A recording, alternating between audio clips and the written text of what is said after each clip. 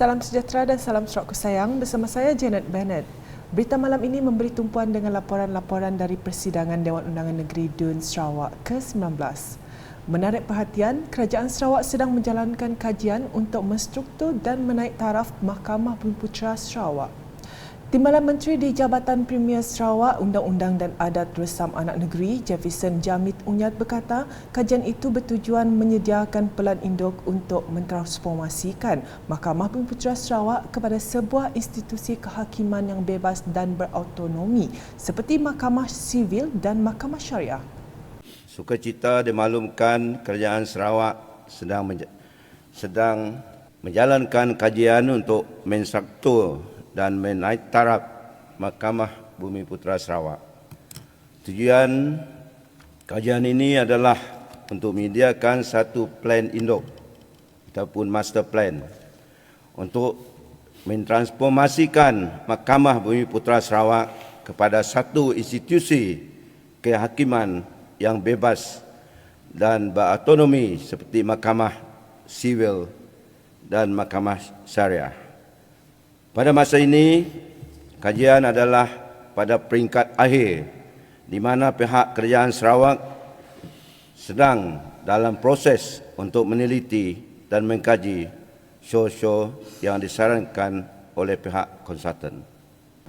Beliau berkata demikian bagi menjawab soalan Ahli Dewan Undangan Negeri Adun Bukit Semuja, John Ilus, dalam Persidangan Dewan Undangan Negeri Dun Sarawak ke-19 pada Isnin. Menjawab soalan tambahan, beliau berkata kerajaan akan membentangkan carangan kepada Kabinet Negeri untuk mempertimbang dan kelulusan dengan show-show yang melibatkan rang undang-undang berkaitan akan dibentangkan dalam Dewan Undangan Negeri. Setelah menerima laporan akhir dari konsultan dan kelulusan jawatan kuasa teknikal dan jawatan kuasa pemandu, kerajaan akan membentang cadangan kepada Kabinet Negeri untuk pertimbangan dan kelulusan. Yang kedua, show-show yang melibatkan rang undang-undang berkaitan akan dibentang dalam Dewan Undangan Negeri. Yang ketiga, pelaksanaan transformasi Mahkamah Bumiputera Sarawak akan dijangka akan dilakukan oleh pihak kerajaan pada tahun 2023. Laporan seterusnya, sebanyak 4 rumah panjang telah disambungkan perkhidmatan internet sementara melalui teknologi Very Small Aperture Terminal VSAT di bawah inisiatif Wi-Fi saluran.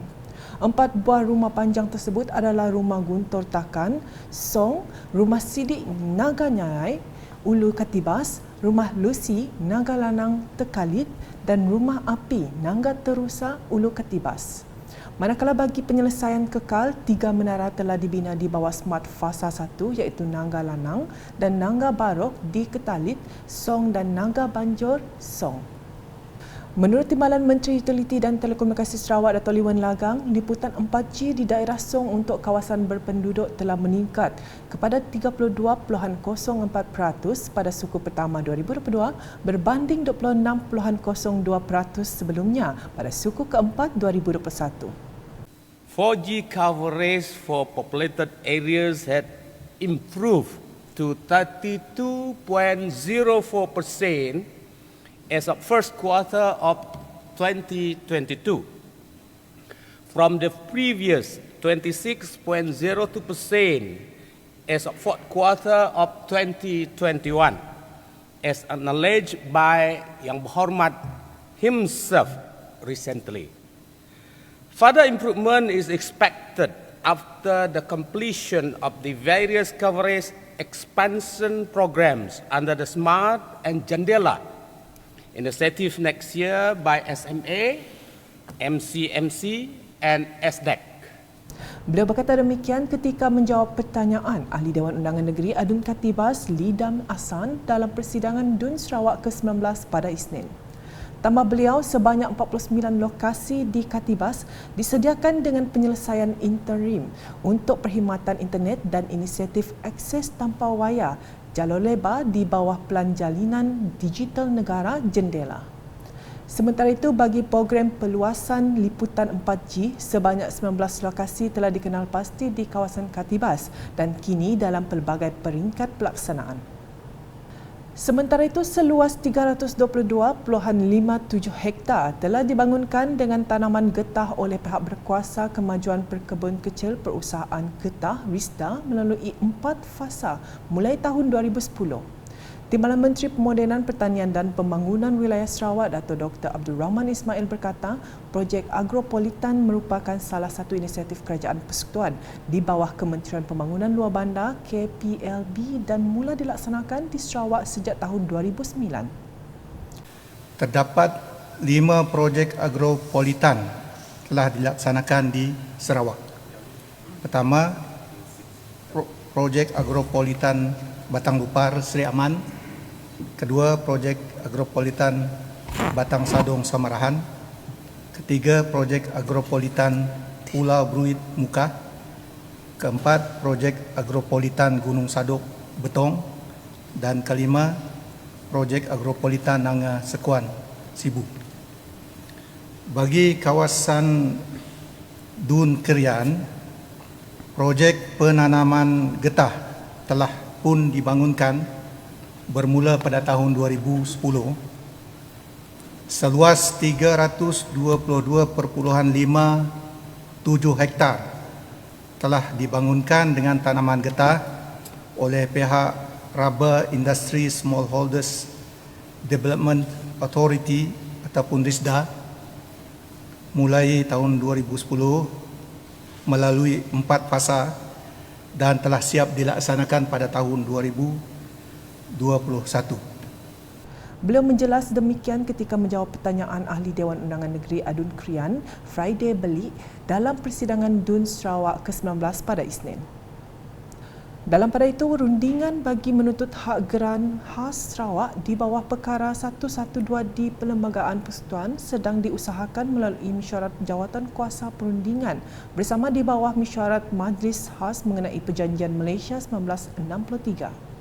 Timbalan Menteri di Jabatan Premier Sarawak Undang-Undang Perjanjian Malaysia 1963 dan Perhubungan Negeri Persekutuan, Datuk Sharifah Hasidah Syahid Ahmad Ghazali berkata, kerajaan negeri memohon agar mesyuarat jawatan kuasa perundingan bersama ini diadakan dalam masa terdekat supaya formula semakan geran khas di bawah perkara 112 di Perlembagaan Persekutuan dan perkara-perkara lain yang berkaitan dapat dibincang dan dipersetujui. The negotiation for Sarawak's special grants entitlement under Article 112D of the Federal Constitution is currently being pursued through a joint consultative committee meeting under the Mesyuarat Majlis Khas mengenai Perjanjian Malaysia 1963. In fact, the state government has requested this joint consultative committee to hold a meeting in the near future so that the formula for reviewing the special grant under Article 112D of the Federal Constitution and other related matters can be discussed and agreed upon, to ensure that special grant to Sarawak can be distributed fairly and equitably. So we are requesting for the meeting of the Joint Consultative Committee to be held in the very near future. Thank you, Tan Sri. Menjawab soalan Ahli Dewan Undangan Negeri Adun Kota Sentosa Wilfred Yap Yau Sin semasa persidangan DUN Sarawak ke-19 pada Isnin, beliau menambah kerajaan Sarawak telah mengemukakan formula untuk mengkaji semula geran khas di bawah perkara 112 di Perlembagaan Persekutuan bagi memastikan pemberian kepada Sarawak dapat diagihkan secara adil dan saksama. Malah katanya, Premier Sarawak Datuk Patinggi Tan Sri Dr. Abang Abdul Rahman Zohari Tun Datuk Abang Openg telah menegaskan pemberian geran khas kepada Sarawak harus berdasarkan formula yang munasabah dan pragmatik. Berita seterusnya, Kementerian Belia Sukan dan Pembangunan Usahawan Sarawak telah memperuntukkan sebanyak 60 juta ringgit untuk menyelenggara dan menaik taraf semua fasiliti sukan di seluruh Sarawak termasuk di Meradong. Timbalan Menteri Belia Sukan dan Pembangunan Usahawan 1, Datuk Gerard Lentap Jabu berkata, kerja-kerja menaik taraf fasiliti sukan itu dibahagikan dalam tempoh 5 tahun dari 2021-2025 di bawah cadangan projek rancangan Malaysia ke-12 RMKE-12. In daerah Meradong kita ada 2 fasiliti sukan iaitu Stadium Tertutup Bintangor dan juga Stadium Terbuka Bintangor di mana kita ada running track, padang bola sepak dan juga grandstand. For the information of the Honourable Member of Meradong, the Ministry has submitted a project titled Upgrading and Maintenance of Existing Facilities for all sport facilities in Sarawak, amounting to RM60 million, which will be divided into 5 years from 2021 to 2025 to be allocated for the upgrading works for all sports facilities, including in Bintangor under the 12 Malaysia Plan project proposal. This will help to upgrade, refurbish and also to help with pembangunan sukan di daerah masing-masing. The Ministry will resubmit the proposal during midterm review in line with the proposal under Post-COVID-19 Development Strategy (PCDS) 2030 for approval, as the Ministry is concerned in providing a safe, conducive and standard facilities to the public. Beliau berkata demikian semasa persidangan DUN Sarawak ke-19 pada Isnin bagi menjawab soalan Ahli Dewan Undangan Negeri Adun Meradong Datuk Ding Kuong Hing pada Isnin. Tambah beliau, bahagian serikit telah melahirkan atlet terkemuka yang telah menyumbang pingat pada Sukan C Hanoi dan kejohanan sukan lain. That the contribution from athletes from daerah Serikai, bahagian Serikai, termasuk Jackie Wong Suture yang telah menangi pingat emas dalam baling tukul besi lelaki di SEA Games yang lalu. Grace Wong Siu Mei memenangi pingat emas juga dalam baling tukul besi wanita SEA Games Hanoi. Queenie Ting Queenie pingat perak lempar cakra wanita pada SEA Games Hanoi yang lepas dan telah memecahkan rekod baru kebangsaan. Dan juga Jonah Chang anak Regan lontar peluru lelaki under 20 di bawah 20 tahun dan ini adalah rekod baru kebangsaan dan layak ke World Athletics Under 20 Championship di Cali, Colombia pada bulan Ogos ini. Ini adalah ahli-ahli daripada anak-anak kita daripada bahagian Serikai yang telah menyumbang kepada negeri dan negara. Berikut pula, Jabatan Perkhidmatan Veteriner Sarawak JVPS telah mengambil inisiatif Public-Private Partnership PPP untuk menswastakan stesen-stesen ternakan. Timbalan Menteri Pemodenan Pertanian dan Pembangunan Wilayah Sarawak Dr. Abdul Rahman Ismail berkata kerajaan akan memfokuskan kepada meningkatkan pelibatan sektor swasta dalam pembangunan industri ternakan ruminan iaitu lembu, kerbau dan kambing di Sarawak. Sarawak telah mencapai tahap sara diri melebihi 100% bagi daging ayam. Justru kerajaan akan membantu penternak untuk memperluaskan industri ini bagi tujuan ekspor. Manakala tahap sara diri bagi daging lembu dan kambing serta kerbau adalah masih pada tahap yang rendah iaitu 12% dan 5.5%.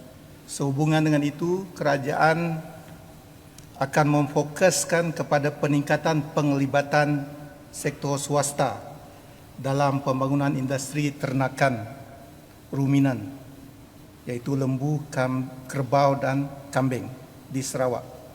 Untuk tujuan ini, Jabatan Perkhidmatan Veteriner Sarawak telah mengambil inisiatif PPP, Public Private Partnership, iaitu dengan menswastakan stesen-stesen ternakan yang sedia ada. Beliau menjelas demikian ketika menjawab pertanyaan Ahli Dewan Undangan Negeri Adun Lingga Dayang Norazah Awang Soho dalam persidangan DUN Sarawak ke-19 pada Isnin. Sementara itu, beliau menambah 2 buah stesen ternakan telah diswastakan iaitu stesen ternakan Temudok, Sri Aman untuk pengeluaran baka kambing berkualiti. Manakala bagi stesen ternakan Karabungan Miri adalah untuk pengeluaran baka lembu berkualiti. Dalam perkembangan lain, Premier Sarawak Datuk Patinggi Tan Sri Dr. Abang Abdul Rahman Suhari Tun Datuk Abang Openg dijangka merasmikan Galeri Warisan Melanau Oyak pada 28 Mei depan. Galeri tersebut merupakan satu usaha yang dilaksanakan oleh Menteri Pembangunan Wanita, Kanak-kanak dan Kesejahteraan Komuniti Sarawak Datuk Sri Fatimah Abdullah bersama Lembaga Amanah Kebajikan Melanau Oyak (LAKMO) bagi mempertengahkan budaya dan warisan kaum Melanau, terutamanya dari kawasan daerah dalat dan daerah kecil Oyak. Di sini adalah ekspresnya Galeri Warisan Melanau Oyak bertempat di Oyak. Bagi kita ini sangat signifikan kerana galeri ini komuniti akan merakamkan dan mempamerkan sejarah Oya. Ini adalah galeri community Lanau, sebab dari segi idealnya dan juga dari segi artifak-artifaknya dan juga dari segi sejarah penceritaannya adalah daripada orang dalam community. So it is a community project headed, diketuai oleh LAMO, Lembaga Amanah Kebajikan Lanau Oya, yang promosinya adalah saya. Menurut beliau, galeri itu terdiri daripada dua bahagian utama, di mana galeri satu mempamerkan sejarah awal penempatan di Oya, manakala galeri dua pula memaparkan ekonomi masyarakat setempat pada ketika itu. Punya dua tempat utama. Galeri satu menempatkan sejarah Oya, sejarah awal penempatan di Oya. Bagaimana galeri dua kita akan pamerkan tentang ekonomi masyarakat setempat, itu berkaitan dengan pertanian, berkaitan dengan perikanan dan juga aktiviti ekonomi baru, terutama yang yang melibatkan orang muda. Sementara itu, katanya orang ramai turut berpeluang menghadiri beberapa program sampingan di sekitar Oya yang akan diadakan untuk memeriahkan lagi suasana perasmian galeri tersebut, yang antaranya termasuk pameran pembangunan Dewan Undangan Negeri Dun Dalat, pameran dan jualan barangan kraft tangan, pameran booth community serta acara berlanggar, meja yang juga dianjurkan bersempena dengan penghujung Syawal ini. Ujar kenyataan itu, perasmian Galeri Warisan Melanau Oya itu akan menjadi titik permulaan bagi pembukaannya kepada orang ramai dan ia akan menjadi satu ikon baharu bagi daerah kecil Oya dan seterusnya mempertengahkan budaya dan warisan masyarakat Melanau di pesada dunia.